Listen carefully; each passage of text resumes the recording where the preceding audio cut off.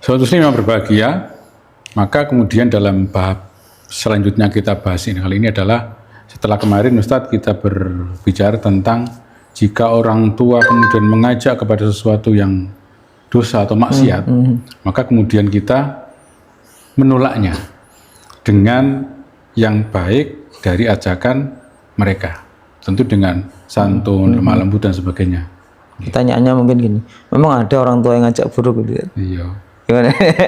Kayaknya yang mustahil sih kayaknya.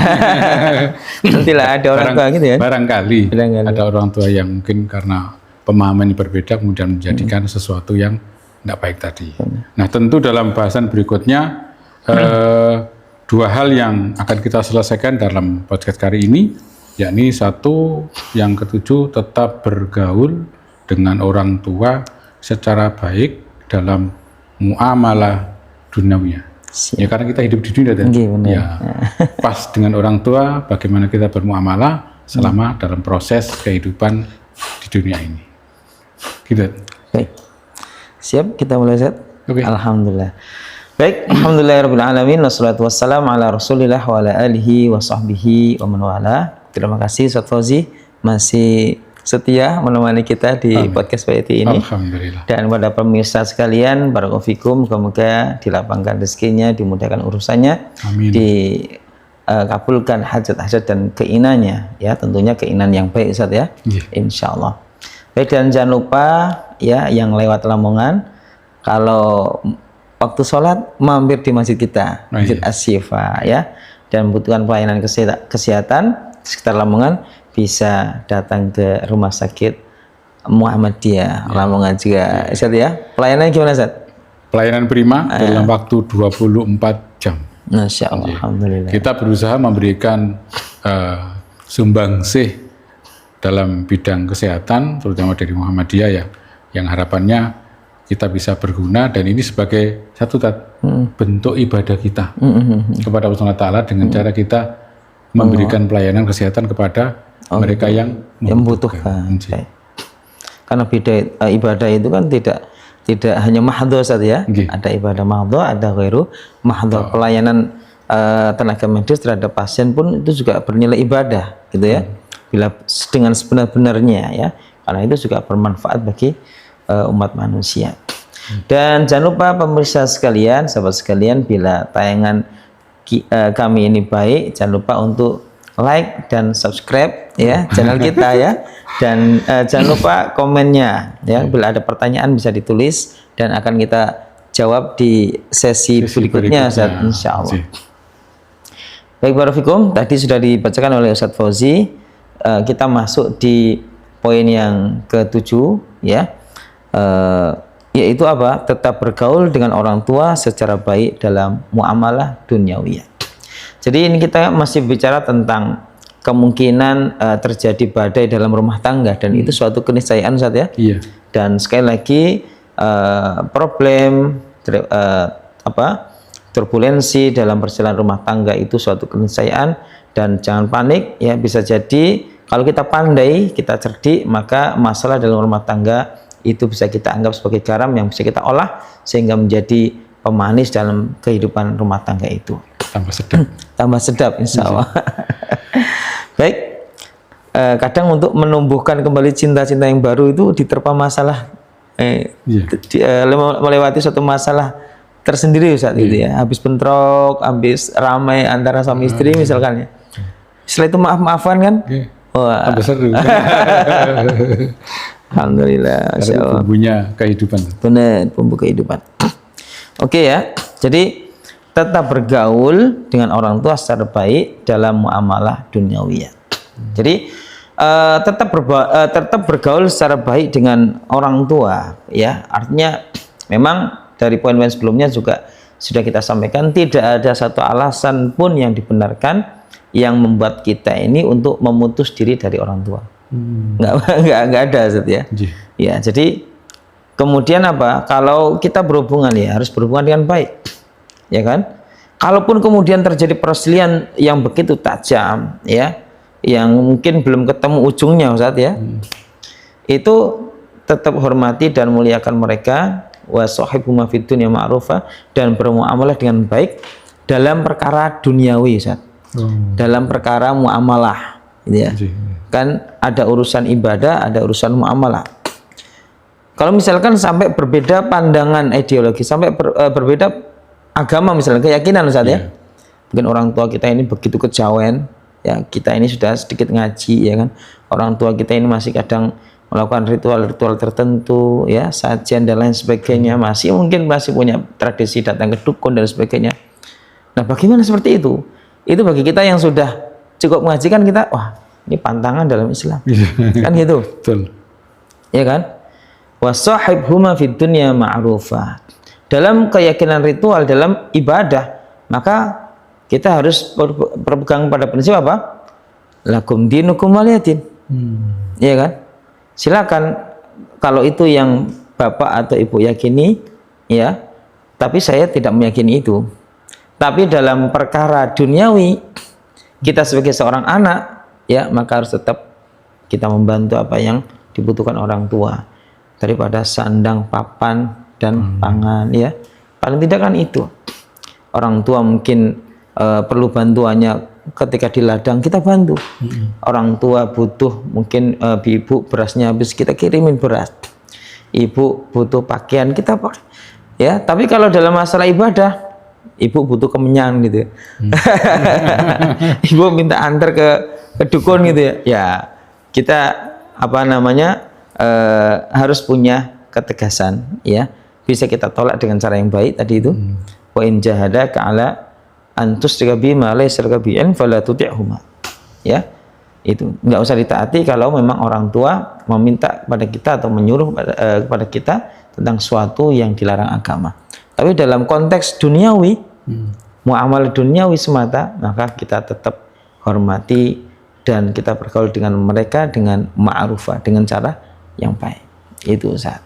Jadi seperti gambarannya kita sedang makan sesuatu yang panas, tapi kita sedang saat itu lapar. Maka bersabar untuk sedikit menunggu dinginnya dulu, baru kemudian kita makan. Dalam posisi kemudian bermuamalah dengan orang tua masih tetap baik sambil menunggu sabarnya, kemudian biar masalah agama, akidah tetap lakum dinukum waliyadin. Masya Allah, jadi itu adalah poin yang ketujuh, ya, harus dibedakan, ya kan.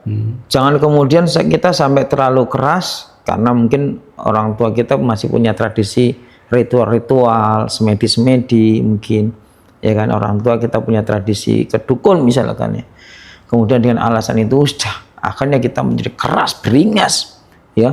Bahkan itu menjadi alasan buat kita untuk membenci, bahkan menyakiti orang tua. Tidak boleh, ya. Tetap kita harus punya kewajiban untuk menyambung, untuk berbakti dan berbuat baik pada mereka. Yang kita benci bukan pribadi orang tua itu, tapi yang harus kita benci adalah kemaksiatan, mungkin kesyirikan yang dia lakukan.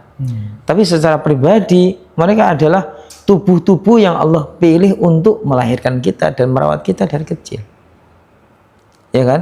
Maka karena jasa inilah kita berbuat baik dalam masalah duniawi. Oleh karena itu wasahibhuma fid dunya ma'rufa. Ya, dalam surah Luqman itu, ya. Dan tetap pergaulilah, ya, kedua orang tuamu itu yang mungkin tidak seideologi dengan engkau, fid dunya ma'rufa, dalam perkara duniawi secara baik. Ya, jangan sampai biarin kelaparan. Ya, biarin tidak punya uang, biarin mati misalkan, ya, ya kan. Padahal kita bisa membantunya hanya karena mungkin tidak sepaham, tidak seideologi dengan kita. Jangan seperti itu. Gitu, Ustaz. Luar biasa, Ustaz. Disempurnakan dengan yang ke-8, bersikap dermawan dan jangan pelit pada orang tua. Nah, kemudian yang terakhir, ini menurut kami, ya, tentunya masih sangat banyak sekali, ya. Mungkin apa namanya, teman-teman bisa menambahi apa-apa poin atau langkah-langkah yang lain. Ini maksudnya menurut kami loh, ya. Jadi namanya ilmu kan terus bisa berkembang, Ustaz, ya. Tapi sebatas yang kami ketahui, yang kami riset, paling tidak 8 poin ini cukup menjadi pedoman. Dan ini yang terakhir, yang ke-8, apa itu? Tetap bersikap dermawan dan jangan pelit terhadap orang tua. Masya Allah. Pelit aja nggak boleh, Zat, apalagi pelit sama orang tua. Masya Allah, ya.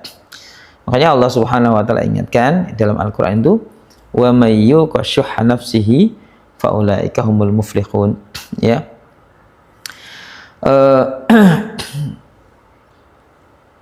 Apa namanya? Memang rasa pelit itu ya. Rasa pelit itu memang fitrah manusia, ya. Jadi tidaklah seorang manusia kecuali apa? Allah masukkan dalam jiwanya, nafsunya itu rasa pelit, ya. Kecuali mereka yang berusaha menempa, mentazkiyah dirinya. Oleh karena itu, siapa yang kemudian dijaga oleh Allah Subhanahu wa taala, ya, dibantu oleh Allah untuk membersihkan sifat kikir yang ada dalam hati itu, maka dialah orang yang beruntung. Wa may yuqa syuhha nafsihi faulaika humul muflihun, ya. Jadi kita harus menjadi orang yang dermawan, terlebih dermawan kepada orang tua. Nah, sebagai dasar ini kita bersandar pada dalil Al-Qur'an surah Al-Isra ayat 29, ya. Di situ Allah Subhanahu wa taala berfirman, "Wala taj'al yadaka maghlulatan ila unukik." Jadi ayat ini masih dalam satu tema pembahasan tentang birrul walidain, Ustaz, ya. Jadi masih kelanjutannya dari ayat-ayat sebelumnya tentang wa qadha rabbuka itu kan, akhirnya kan ini.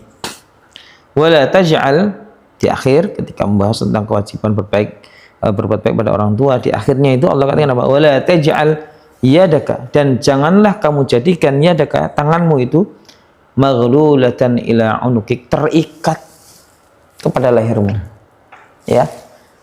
Tangan kita nggak boleh berbuat baik kan, kalau istilah kita ini kan ringan tangan, kan suka membantu.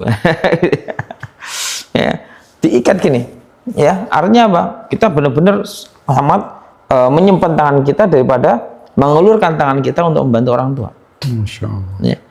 Janganlah kamu jadikan kedua orang tanganmu itu terikat kepada lehermu. Wala tabsudha kullal bast, dan jangan kamu bentangkan terlalu.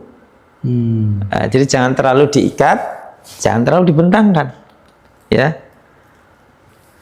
Fataquda maluman mahsura, maka kamu akan menjadi pribadi yang tercela, ya, lagi menyesal, ya.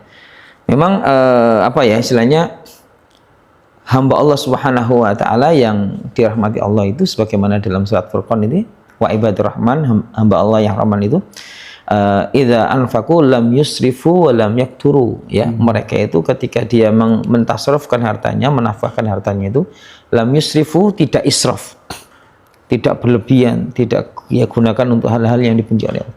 Wa lam yakturu, dan tidak kikir. Wa kana baina dzalika qawama, dan pribadi muslim yang baik, hamba Allah yang rahman itu adalah terhadap manajemen keuangan, membelanjakan hartanya itu qawama, tegak lurus, adil, seimbang. Tidak boleh terlalu boros dan tidak boleh terlalu ngirit. Tengah-tengah. Tengah-tengah, harus sedang. Masya Allah. Luar biasa.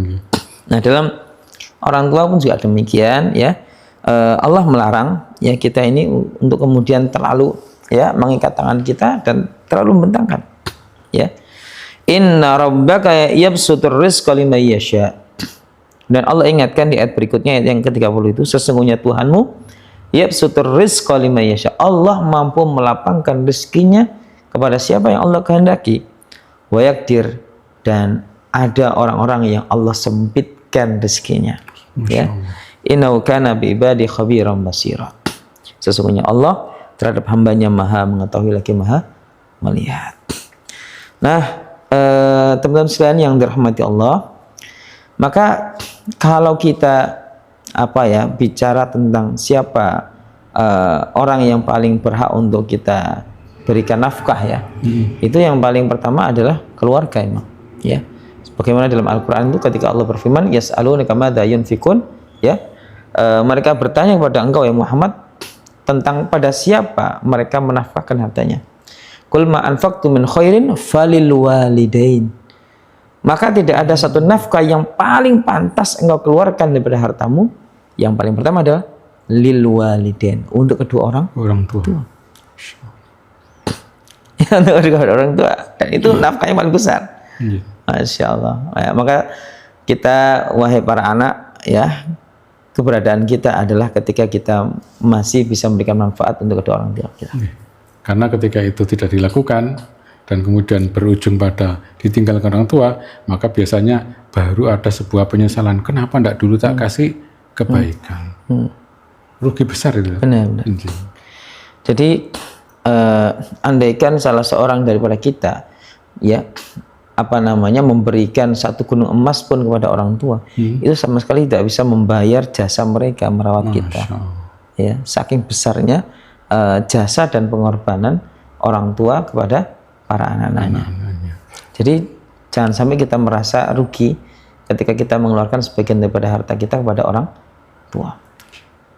Dalam hal perbincangan di ruangan ketika kita posisi berkunjung ke pasien, seringkali kita memberikan sebuah arahan dan petua semacam ini. Kadang ketika yang sakit anak muda, yang notabene agak bersinggungan dengan orang tua, maka biasanya kita berikan motivasi. Karena sungguhnya tips untuk bahagia bagi anak adalah bagaimana dia sebelumnya membahagiakan orang tua. Pada akhirnya ketika dalam posisi berujung kemudian sampai orang tuanya meninggal lebih dulu sebelum memberikan tik baik kepada anaknya, ya sesungguhnya pemahaman kita yang terbaik adalah Allah akan memberikan kebahagiaan kepada kita, bisa lewat orang tua atau mungkin juga bisa lewat rezeki yang lain. Begitu karena kita sebagai anak membaiki orang tua, maka tentu Allah nggak akan meninggalkan dan menyanyiakan apa yang kita lakukan terhadap orang tua. Masya Allah, luar biasa. Jadi orang tua itu juga bisa menjadi barometer, ya, barometer ridho Allah, ya. Iya. Makanya ada satu riwayat, ridhollahi fi ridhal walidain wa sukhtullahi fi sukhtil walidain. Ridho Allah itu ada pada keridhaan orang tua, dan kemurkaan Allah itu ada pada kemurkaan orang tua, terutama ini orang tua yang baik lah, ya. Jadi kalau orang tua ridho sama kita, pasti Allah juga akan ridho. Tapi sebaliknya bila orang tua itu murka, tidak memberikan ridho kepada kita, bisa jadi Allah nggak ridho. Iya. Itu yang bahaya. Masya Allah. Jadi subhanallah. Maka dalam satu hadis juga yang diriwayatkan oleh Imam Muslim dari sahabat Abu Hurairah radhiyallahu taala anhu, Nabi sallallahu alaihi wasallam bersabda, dinarun anfaqtahu fi sabilillah. 1 dinar yang engkau, ya, nafkahkan di jalan Allah. Wa dinarun anfaqtahu fi raqabatin. 1 dinar yang engkau infakkan untuk membebaskan seorang budak. Ya, ini dua-duanya amal ibadah besar, ya. Berinfak di jalan Allah, berinfak untuk membebaskan budak, ya. Wa dinarun tasaddaqta bihi ala masakin. 1 dinar yang engkau sedekahkan untuk memberi makan pada fakir miskin. Wa dinarun anfaqtahu fi ahli. Dan 1 dinar yang engkau nafkahkan untuk mencukupi kebutuhan keluargamu, termasuk orang tua, ya. Maka kata Nabi SAW, a'dhamuha ajran alladhi anfaqtahu ala ahli. Maka dari 4 ini yang paling besar pahalanya, yang paling menyebabkan ridha Allah Subhanahu wa taala, yang engkau infakkan untuk mencukupi kebutuhan keluargamu. Jangan sampai kita kenyang, orang tua kelaparan, ya. Jangan sampai kita kelebihan, orang tua kekurangan. Jangan sampai kita tertawa, ya kan, kemudian orang tua menangis. Subhanallah, ya. Sebaik-baik harta kita adalah justru yang kita salurkan untuk keluarga, diantaranya adalah lil walidain tadi di ayat yang pertama, untuk kedua orang tua. Nah, itu tadi ayatnya adalah Al-Baqarah ayat 215, Ustaz. Ya. Ketika kaum muslimin bertanya, yas'alunaka madza yunfikun, mereka bertanya untuk siapa semestinya mereka mengeluarkan nafkah.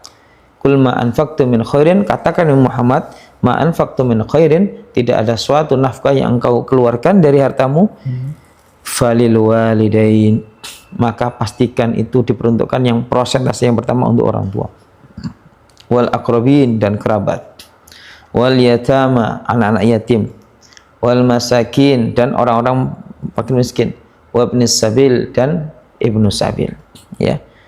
Wa ma anfaqtum min khairin fa inna wa ma taf'alu min khairin fa innallaha bi'alim. Dan apa kebaikan yang kita lakukan, Allah Maha mengetahui. Ada satu kisah Ustaz yang menarik tentang bab wasilah dengan amal soleh. Jadi dalam satu riwayat hadis ada 3 orang yang sedang melakukan perjalanan. Di tengah perjalanan ada hujan. Akhirnya 3 orang ini istilahnya berlindung dari hujan. Istilahnya apa itu? Ngaup ya. Berteduh. Berteduh ya. Akhirnya 3 orang ini karena hujan berteduh masuk ke gua Ustaz. Ternyata apa? Tiba-tiba ada batu besar yang menggelinding menutupi pintu gua. Menutupi pintu gua ini. Sehingga nyaris mereka nggak bisa keluar. Panik, bingung, ya, bisa mati kita ini lama-lama di sini, ya kan? Iya. Akhirnya 3 orang itu sepakat, kita minta sama Allah. Tapi caranya gimana? Supaya doa ini benar-benar mustajab. Maka mereka bersepakat, ya, mereka berdoa dengan berwasilah amal soleh. Kan wasilah itu ada 3. Wasilah dengan asmaul husna, ya, artinya sebelum berdoa dia menyebut nama-nama Allah. Walillahil asmaul husna fad'uhu biha, dan Allah punya nama-nama indah, maka berdoalah dengannya. Yang kedua adalah wasilah dengan doa orang soleh yang masih hidup. Artinya kita datang pada orang soleh dan kita minta doakan. Bisa mati enggak ya? Anda kan bisa berdoa ya? Orang mati harus didoakan, bukan mendoakan. Gitu. Dan yang ketiga yaitu wasilah dengan amal soleh yang kita lakukan. Maka 3 orang ini bersepakat, mari kita sebutkan amal soleh kita masing-masing. Ya, satu orang ini kemudian berdoa, ya Allah, saya dulu punya karyawan, ya, bekerja sama saya bertahun-tahun. Tiba waktu gajian karyawan ini hilang, entah kemana. Maka jatah gaji dia saya kembangkan, saya belikan kambing. Sampai berkembang kambing ini menjadi sangat banyak, menjadi 1 lembah. Beberapa tahun kemudian pekerja saya ini, pembantu saya ini tiba-tiba datang. Menagih. Iya, menanyakan gajinya itu loh. Iya kan? Ini kan kalau istilahnya orang yang nggak amanah kan, ya dikasih aja sejumlah itu. Dan ini yang sudah berkembang ini diamankan, dianggap oleh dia. Tapi ternyata majikan ini berkata apa? Hartamu atau gajimu dulu itu semua yang ada di lembah itu, kambing segitu banyaknya yang ada di lembah itu dulu adalah hartamu, itu dulu adalah hasil gajimu. Kaget dia, ya, kok bisa, wahai majikan? Iya, waktu itu kamu nggak ada, makanya saya belikan kambing dan akhirnya berkembang. Silakan ambil semua, saya nggak minta spesial. Ambil semua, saya minta spesial. Ya Allah, kalau kebaikan saya kepada karyawanku ini Engkau terima, maka tolonglah saya, tolonglah kami bertiga keluar dari gua ini. Maka dikabulkan doa ini, bergeser sedikit kerak. Lewat wasilah amal soleh ya. Kemudian majulah orang yang kedua. Ya Allah, ya, saya dulu cinta sekali sama salah seorang wanita yang masih sepupu atau apa gitu ya. Ya, saya cinta sekali sama dia. Ya. Tapi kemudian kita lama nggak ketemu. Suatu ketika, ya, wanita yang saya cinta ini datang ke rumah saya, mau minjem sesuatu. Maka muncul kembali cinta lama bersemi kembali. Ya. Cinta lama bersemi kembali, hasrat itu muncul lagi, ya Allah. Dan saya akan berikan. Kalau kamu mau tidur sama saya, ya, berapapun kamu mau, saya kasih. Nggak perlu minjem. Harus gitu. Akhirnya pertama dia menolak. Tapi setelah saya bujuk, karena dia juga terpaksa, karena dia dalam kondisi krisis, akhirnya dia menuruti. Ketika kami berdua sudah berada di kasur, ya, dan saya sudah berada di antara paha dia, bayangkan. Jadi kan sudah 1 langkah lagi sudah terjadi perzinahan kan. Maka wanita solehah ini berkata, ittaqillah, takutlah kamu pada Allah. Apakah kamu menyentuh, ya, suatu yang tidak menjadi hakmu? Maka dengan ucapan wanita ini hati saya akan tersambar petir. Langsung saya ingat Allah Subhanahu wa taala, hasrat dan birahi zina saya langsung hilang seketika. Saya pun langsung lompat dari kasur tersebut, ya, menggunakan kembali pakaian saya. Saya juga suruh pakaian wanita itu untuk kembali menggunakan pakaian, dan saya berikan uang seberapapun yang dia butuhkan, dan saya suruh pergi dari rumah saya. Ya Allah, kalau perbuatan itu saya berhasil untuk keluar dari perzinaan itu, kemudian sedekah yang saya berikan pada wanita itu baik dan engkau terima, tolong keluarkan kami bertiga dari gua ini. Bergeser lagi, ya. Kemudian maju orang yang ketiga, Ustaz. Ya Allah, saya punya istri, punya anak, dan saya bekerja sebagai pemerah susu. Tidaklah saya memerah susu, ya, kecuali yang pertama kali harus menikmati hasil perahan susu saya ini adalah ibu saya. Setelah ibu saya mendapatkan bagian itu, meminumnya, maka baru saya akan berikan ke istri dan anak-anak di rumah. Itu berjalan lama, ya Allah. Sampai suatu ketika saya memerah susunya ini agak kemalaman. Ketika saya membawa sebagian hasil perahan susu saya ke rumah ibu, ternyata ibu sudah tidur. Saya nggak berani mengetuk pintu terlalu keras. Akhirnya saya tidur di depan pintunya, ya, sampai besok pagi. Baru pagi ibu saya kaget, kemudian saya serahkan hasil perahan itu dan diminum. Dan di malam itu pula istri saya sama anak saya di rumah menunggu kelaparan, menunggu hasil perahan karena mereka lapar. Jadi mereka semalam tidur sambil lapar. Hanya karena dia ingin benar-benar mengutamakan ibunya. Mom first tadi dia. Misalnya ibu duluan. Kalau bahasa Arab awalan, ibu duluan. Ya kan? Kalau itu engkau nilai baik dan engkau terima, ya Allah, maka tolonglah kami bertiga bisa keluar dari gua ini. Akhirnya beleng, terbuka semua pintu. Subhanallah. Orang tua duluan, ibu duluan. Fadilah dari berbuat baik kepada orang tua luar biasa. Subhanallah. Sampai sesuatu yang tidak mungkin jadi mungkin. Insya Allah luar biasa. Semoga kita semua menjadi anak-anak yang senantiasa berbakti pada orang tua, ya, ya.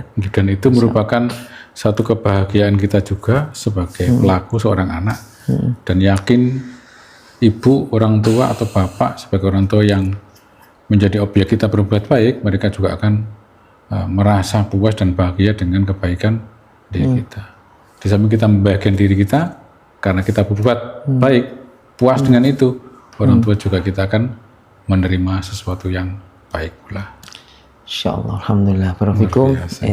Jadi sahabat sekalian, saya kira demikian, Ustaz. Beberapa poin ya tentang manajemen konflik dalam rumah tangga, khususnya apabila terjadi perhara dalam rumah tangga antara anak dengan orang tua. Ya, orang tua adalah anugerah, bukan suatu masalah. Maka bersamalah orang tua dengan kebahagiaan, dan beruntunglah seorang anak yang dia senantiasa diberikan kemudahan untuk senantiasa berbuat baik dan berbakti kepada orang tuanya. Baik, Ustaz, mungkin dalam bab ini kita cukupi, dan kemudian kita sampaikan kepada saudara muslim, semoga ini menjadi sebuah kebaikan bagi kita semua dalam pelajaran ini, bisa berbuat baik kepada orang tua. Amin. Sebab kata Rasul, siapa yang menjumpai orang tuanya dalam posisi senja, sementara dia tidak dalam posisi bisa menjadikan dia masuk surga, itu berarti di dalam posisi yang sangat-sangat rugi.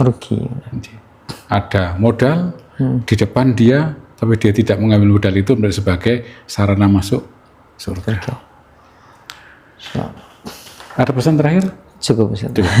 Baik, saudara muslim yang berbahagia, kita tutup perbincangan kita pada pagi hari ini dengan bacaan hamdalah dan doa kafaratul majelis. Alhamdulillah. Alhamdulillahirabbil alamin. Amin. Subhanaka wa bihamdika asyhadu an la ilaha illa anta astaghfiruka wa atubu ilaik. Dari kami Assalamualaikum warahmatullahi wabarakatuh. Oke, syukur Ustaz. Jazakallah.